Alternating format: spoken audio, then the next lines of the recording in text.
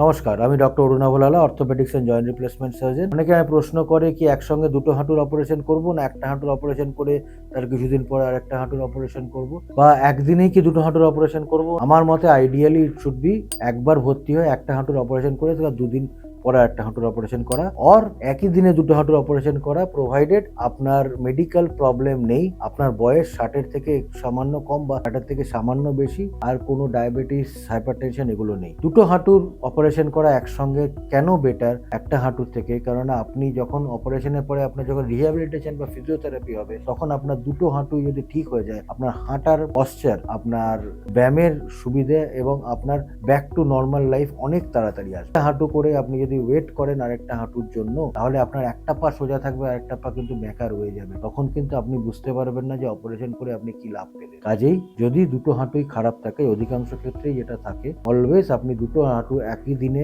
বা একই অ্যাডমিশনে রিপ্লেসমেন্ট করার জন্য ডক্টরকে রিকোয়েস্ট করুন। ডক্টর আপনাকে নিজেই হয়তো বলবে সেটা করার জন্য। কাজেই ভয় পাবেন না। একটা হাঁটু রিপ্লেস করা, দুটো হাঁটু রিপ্লেস করার থেকে, একটা হাঁটু রিপ্লেস করা থেকে দুটো হাঁটু রিপ্লেস করা অনেক বেশি লাভদায়ক এবং অনেক তাড়াতাড়ি আপনি নর্মাল জীবনযাপনে ফিরতে পারেন।